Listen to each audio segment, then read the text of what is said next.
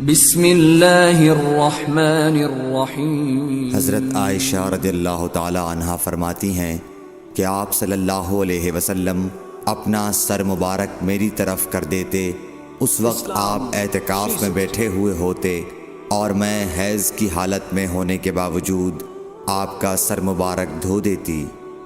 صحیح بخاری حدیث نمبر 301۔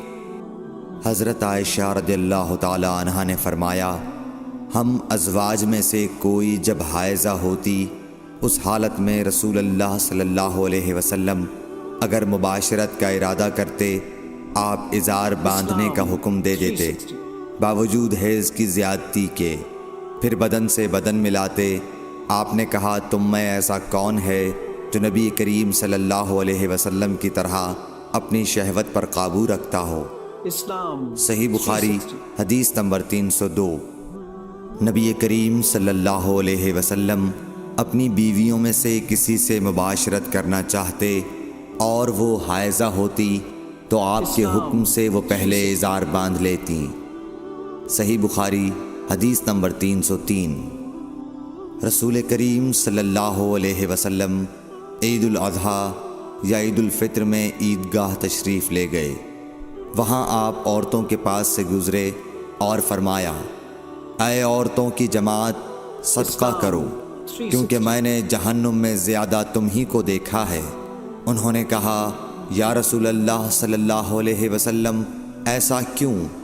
آپ نے فرمایا کہ تم لعن طعن بہت کرتی ہو اور شوہر کی ناشکری کرتی ہو، باوجود عقل اور دین میں ناقص ہونے کے میں نے تم سے زیادہ کسی کو بھی ایک عقل مند اور تجربہ کار آدمی کو دیوانہ بنا دینے والا نہیں دیکھا۔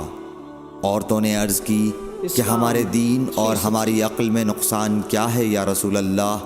آپ نے فرمایا، کیا عورت کی گواہی مرد کی گواہی سے نصف نہیں ہے؟ انہوں نے کہا، جی ہے۔ آپ نے فرمایا، بس یہی اس کی عقل کا نقصان ہے۔ پھر آپ نے پوچھا، کیا ایسا نہیں ہے کہ جب عورت حائضہ ہو تو نہ نماز پڑھ سکتی ہے نہ روزہ رکھ سکتی ہے؟ عورتوں نے کہا، ایسا ہی ہے۔ آپ نے فرمایا کہ یہی اس کے دین کا نقصان ہے۔ صحیح بخاری حدیث نمبر 304۔ حضرت عائشہ رضی اللہ تعالی عنہا نے فرمایا کہ ہم رسول اللہ صلی اللہ علیہ وسلم کے ساتھ حج کے لیے اس طرح نکلے کہ ہماری زبانوں پر حج کے علاوہ اور کوئی ذکر ہی نہ تھا۔ جب ہم مقام صرف پہنچے تو مجھے حیض آ گیا۔ اس غم سے میں رو رہی تھی کہ نبی صلی اللہ علیہ وسلم تشریف لائے۔ آپ نے پوچھا، کیوں رو رہی ہو؟ میں نے کہا، کاش میں اس سال حج کا ارادہ ہی نہ کرتی۔ آپ نے فرمایا، شاید تمہیں حیض آ گیا ہے۔ میں نے کہا، جی ہاں۔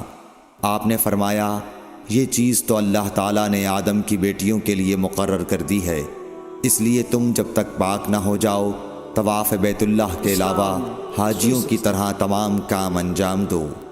صحیح بخاری حدیث نمبر 305۔